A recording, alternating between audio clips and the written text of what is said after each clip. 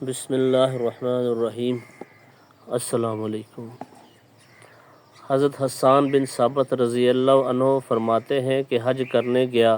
وہاں حضور صلی اللہ علیہ وسلم لوگوں کو اسلام کی دعوت دے رہے تھے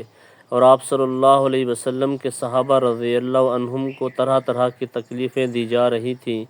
چنانچہ میں حضرت عمر رضی اللہ عنہ کے پاس آ کر کھڑا ہوا۔ اس وقت تک حضرت عمر رضی اللہ عنہ مسلمان نہیں ہوئے تھے۔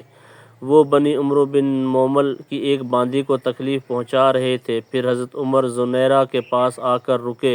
اور ان کو بھی طرح طرح کی تکلیفیں دینے لگے۔ حضرت علی بن ابی طالب رضی اللہ عنہ فرماتے ہیں کہ جب اللہ عز و جل نے اپنے نبی کریم صلی اللہ علیہ وسلم کو اس بات کا حکم دیا کہ آپ صلی اللہ علیہ وسلم اپنے آپ کو قبائل عرب پر پیش کریں تو آپ صلی اللہ علیہ وسلم منی تشریف لے گئے۔ میں اور حضرت ابو بکر رضی اللہ عنہ آپ کے ساتھ تھے۔ ہم عرب کی مجلسوں میں سے ایک مجلس میں پہنچے تو حضرت ابو بکر رضی اللہ عنہ نے آگے بڑھ کر سلام کیا۔ حضرت ابو بکر ہر دم پیش قدمی کرنے والے تھے اور عرب کے انساب سے خوب اچھی طرح واقف تھے۔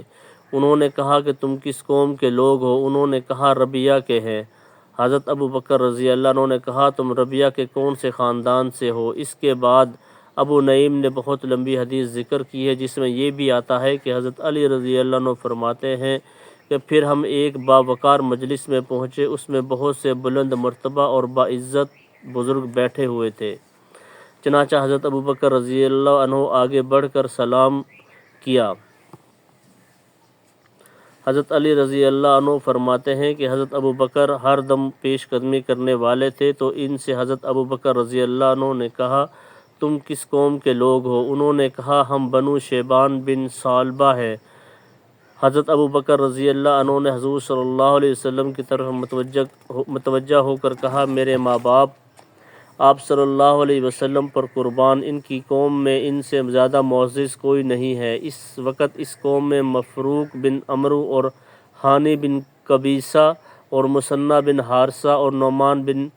شریک موجود تھے اور ان میں حضرت ابو بکر رضی اللہ عنہ کے سب سے زیادہ قریب مفروق بن عمرو تھے اور مفروق بیان اور گفتگو میں اپنی قوم پر چھائے ہوئے تھے اور ان کی دو زلفیں تھیں جو ان کے سینہ پر پڑی ہوئی تھیں۔ چونکہ یہ مجلس میں حضرت ابو بکر رضی اللہ عنہ سے سب سے زیادہ قریب تھے اس لیے حضرت ابو بکر رضی اللہ عنہ نے ان سے پوچھا تمہارے قبیلہ کی تعداد کتنی ہے؟ تو انہوں نے کہا ہم 1000 سے زیادہ ہیں اور 1000 کم ہونے کی وجہ سے شکست نہیں کھا سکتے۔ حضرت ابو بکر رضی اللہ عنہ نے پوچھا تمہارے ہاں حفاظت کی کیا صورت ہے؟ انہوں نے کہا ہمارا کام تو کوشش کرنا ہے، باقی ہر قوم کی اپنی اپنی قسمت ہے۔ حضرت ابو بکر رضی اللہ عنہ نے پوچھا تمہارے اور تمہارے دشمن کے درمیان لڑائی کا کیا حال ہوتا ہے؟ مفروق نے کہا جب ہم لڑتے ہیں تو بہت زیادہ غصہ میں ہوتے ہیں اور جب ہمیں غصہ آ جاتا ہے تو ہم بہت سخت لڑائی لڑتے ہیں اور ہم عمدہ گھوڑوں کی اولاد پر اور ہتھیاروں کو دودھ دینے والے جانوروں پر ترجیح دیتے ہیں، یعنی سامان جنگ میں ہمیں سب سے زیادہ پیارا ہے اور مدد تو اللہ کی طرف سے آتی ہے، کبھی اللہ تعالی ہمیں غالب کر دیتے ہیں اور کبھی دوسروں کو، شاید آپ قبیلہ قریش کے ہیں۔ حضرت ابو بکر رضی اللہ عنہ نے کہا اگر تمہیں یہ خبر پہنچی ہے کہ قریش میں اللہ کے ایک رسول ہیں تو وہ یہ ہیں۔ مفروق نے کہا ہاں ہمیں یہ خبر پہنچی ہے کہ قریش کے ایک آدمی صلی اللہ علیہ وسلم کہتے ہیں کہ وہ اللہ کے رسول ہیں۔ پھر مفروق نے کہا حضور صلی اللہ علیہ وسلم کی طرف متوجہ ہو کر کہا آپ صلی اللہ علیہ وسلم کس چیز کی دعوت دیتے ہیں؟ ایک قریشی بھائی حضور صلی اللہ علیہ وسلم آگے بڑھ کر بیٹھ گئے اور حضرت ابو بکر رضی اللہ عنہ کھڑے ہو کر حضور صلی اللہ علیہ وسلم پر اپنے کپڑے سے سایہ کرنے لگے۔ حضور صلی اللہ علیہ وسلم نے فرمایا میں تمہیں اس بات کی دعوت دیتا ہوں کہ تم اس بات کی گواہی دو کہ اللہ کے سوا کوئی معبود نہیں اور میں اللہ کا رسول ہوں، اور اس کی دعوت دیتا ہوں کہ مجھے اپنے ہاں رہنے کی جگہ دو اور میری ہر طرح سے حفاظت کرو اور میری مدد کرو تاکہ اللہ کے حکم کو پہنچا سکوں، کیونکہ قریش قبیلہ اللہ کے دین کے خلاف ایک دوسرے کی مدد کر رہے ہیں اور اللہ کے رسول کو جھٹلا رہے ہیں اور باطل میں لگ کر انہوں نے حق کو بالکل چھوڑ دیا ہے اور اللہ سے بے نیاز ہو گئے ہیں، حالانکہ اللہ تعالیٰ ہی ہر حال میں ساری مخلوق سے بے نیاز اور قابل تعریف ہے۔ مفروق نے حضور صلی اللہ علیہ وسلم سے کہا اے قریشی بھائی آپ صلی اللہ علیہ وسلم اور کس چیز کی دعوت دیتے ہیں؟ آپ نے یہ آیت تلاوت فرمائی جس کا ترجمہ یہ ہے تو کہے تم آؤ میں سنا دوں جو حرام کیا ہے تم پر تمہارے رب نے کہ شریک نہ کرو اس کے ساتھ کسی چیز کو، اور ماں باپ کے ساتھ نیکی کرو، اور مار نہ ڈالو اپنی اولاد کو مفلسی سے، ہم رزق دیتے ہیں تم کو اور ان کو، اور پاس نہ جاؤ بے حیائی کے کام کے جو ظاہر ہو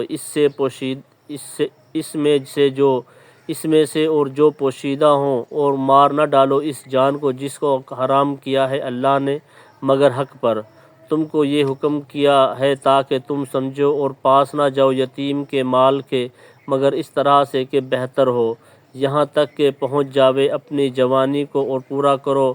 ماپ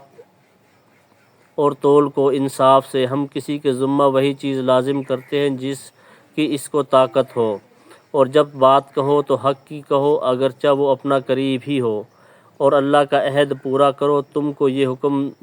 کر دیا ہے تاکہ تم نصیحت پکڑو، اور حکم کیا ہے کہ یہ راہ ہے میری سیدھی، سو اس پر چلو اور مت چلو اور رستوں پر کہ وہ تم کو جدا کر دیں اللہ کے راستہ سے، یہ حکم کر دیا ہے تم کو تاکہ تم بچتے رہو۔ مفروق نے حضور صلی اللہ علیہ وسلم سے کہا، اے قریشی بھائی، آپ اور کس چیز کی دعوت دیتے ہیں؟ اللہ کی قسم زمین والوں کا کلام نہیں ہے، اور اگر یہ زمین والوں کا کلام ہوتا تو ہم اسے ضرور پہچان لیتے۔ پھر حضور صلی اللہ علیہ وسلم نے یہ تلاوت فرمائی جس کا ترجمہ یہ ہے، اللہ حکم کرتا ہے انصاف کرنے کا اور بھلائی کرنے کا، اور قرابت والوں کو دینے کا، اور منع کرتا ہے بے حیائی سے اور نامعقول کام سے اور سرکشی سے، تم کو سمجھاتا ہے تاکہ تم یاد رکھو۔ مفروق نے کہا، اے قریشی، اللہ کی قسم تم نے بڑے عمدہ اخلاق اور اچھے اعمال کی دعوت دی ہے، اور جس قوم نے آپ کو جھٹلایا ہے اور آپ صلی اللہ علیہ وسلم کے خلاف ایک دوسرے کی مدد کی ہے، انہوں نے جھوٹ بولا ہے۔ مفروق نے یہ مناسب سمجھا کہ اس گفتگو میں حانی بن قبیصہ بھی ان کے شریک ہو جائیں، اس وجہ سے انہوں نے کہا کہ یہ حانی بن قبیصہ ہیں جو ہمارے بزرگ اور ہمارے دینی امور کے ذمہ دار ہیں۔ حانی نے حضور صلی اللہ علیہ وسلم سے کہا، اے قریشی بھائی، میں نے آپ صلی اللہ علیہ وسلم کی بات سنی ہے، اور آپ صلی اللہ علیہ وسلم کی بات کو میں سچا مانتا ہوں، اور میرا خیال یہ ہے کہ آپ صلی اللہ علیہ وسلم کی ہمارے ساتھ یہ پہلی مجلس ہے، اس سے پہلے کبھی ملاقات نہیں ہوئی اور آئندہ کوئی خبر نہیں، اور ہم نے ابھی تک آپ کے معاملہ میں غور نہیں کیا، اور آپ صلی اللہ علیہ وسلم کی دعوت کے انجام کے بارے میں سوچا نہیں، اور ابھی سے ہم اپنے دین کو چھوڑ کر آپ صلی اللہ علیہ وسلم کے دین کو اختیار کر لیں تو اس فیصلہ میں غلطی کا امکان ہے، اور یہ کم عقل ہونے اور انجام میں غور نہ کرنے کی نشانی ہے۔ جلدی کے فیصلے میں غلطی ہو جایا کرتی ہے، اور دوسری بات یہ ہے کہ ہمارے پیچھے بڑا خاندان ہے جن کے بغیر ہم کوئی معاہدہ کرنا پسند نہیں کرتے ہیں۔ فی الحال آپ صلی اللہ علیہ وسلم بھی واپس تشریف لے جائیں اور ہم بھی واپس جاتے ہیں، آپ صلی اللہ علیہ وسلم بھی غور کریں اور ہم بھی غور کرتے ہیں۔ اور حانی نے یہ بات مناسب سمجھی کہ اس گفتگو میں مثنیٰ بن حارثہ بھی شریک ہو جائے، چنانچہ انہوں نے کہا کہ یہ مثنیٰ بن حارثہ ہمارے بزرگ اور ہمارے جنگی امور کے ذمہ دار ہے۔ اس پر مثنیٰ جو کچھ پڑھا تھا، اللہ تعالی ہم سب کو اس پر عمل کی توفیق عطا فرمائے۔